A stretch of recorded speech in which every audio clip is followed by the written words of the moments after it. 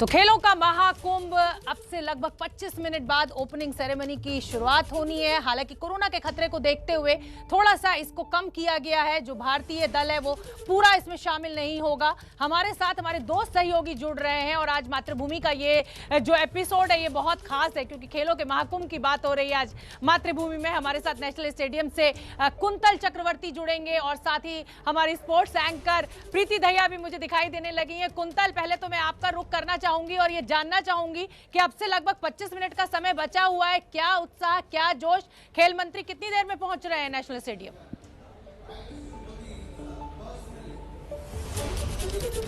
देखिए, ध्यानचंद स्टेडियम में खेल मंत्री पहुंच गया है, 1 घंटा पहले ही पहुंच गए हैं और भारतीय खिलाड़ियों को चीयर करने के लिए जो फिलहाल प्रोग्राम चल रहा है, इसमें खेल मंत्री, खेल राज्य मंत्री समेत योगेश्वर दत्त या फिर कर्णा मल्लेश्वरी, जो भारत के लिए इससे पहले ओलंपिक मेडल जीते हैं, वो भी शामिल हैं। और अलग अलग राज्यों से कई खेल मंत्री जूम कॉल के जरिए यहाँ जुड़ गए हैं और साथ ही साथ कई ऐसे एथलीट जो ओलंपिक में नहीं हैं भारतीय कंटिजेंट में, लेकिन वो भी जूम कॉल के जरिए यहाँ भारतीय खिलाड़ियों को चीयर करने के लिए यहाँ कनेक्ट किया है। और 25 मिनट बाद ओपनिंग सेरेमनी शुरू हो जाएगी और 21वें नंबर पर भारतीय एथलीट्स की टर्न आएगी, जहां मनप्रीत सिंह और मैरी कॉम दोनों फ्लैग बेयरर होंगे। बड़े बड़े मंत्री, राज्य मंत्री, खेल मंत्री चीयर नहीं करेंगे, बड़े बड़े अधिकारी, पूरा देश आज इन खिलाड़ियों को चीयर करेगा और एक बड़ी उम्मीद के साथ ये खिलाड़ी यहाँ से गए। प्रीति का मैं रुख करना चाहूंगी। प्रीति, इस बार क्या संभावनाएं दिख रही है, कितने मेडल आएंगे और किस किस स्पोर्ट्स में सबसे ज्यादा उम्मीद हमें लगानी चाहिए?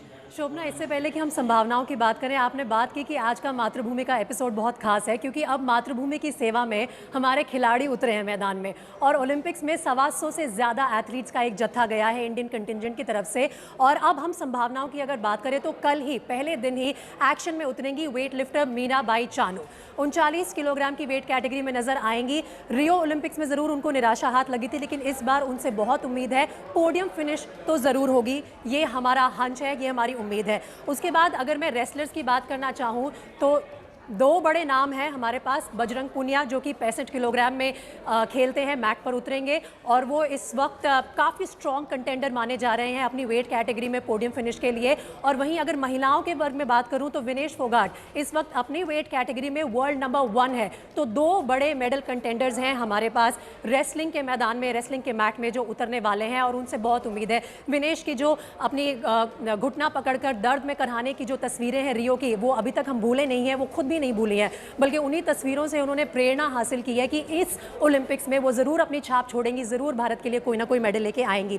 आगे बढ़ते हैं और बात करते हैं शूटर्स की। शोभना, तो शूटर्स इस बार हमारी सबसे बड़ी टोली गई है। 15 शूटर्स गए हैं ओलंपिक्स और 15 शूटर्स में से कुछ दिन पहले मैं और कुंतल भी बातचीत कर रहे थे, तो हमने सोचा था कम से कम 3 मेडल हम फिंगर्स क्रॉस करके बैठ जाते हैं, शायद मिल जाए। उनमें 2 बड़े नाम हैं, मनु भाकर का नाम है और सौरभ चौधरी का नाम है। दोनों यंग शूटर्स हैं, पिस्टल कैटेगरी में नजर आएंगे और दोनों ने अभी तक जो मुकाबले हुए हैं पिछले 1-1.5 साल में बहुत अच्छा इंप्रेशन डाला है और भारत की उम्मीद इन दोनों से ही है।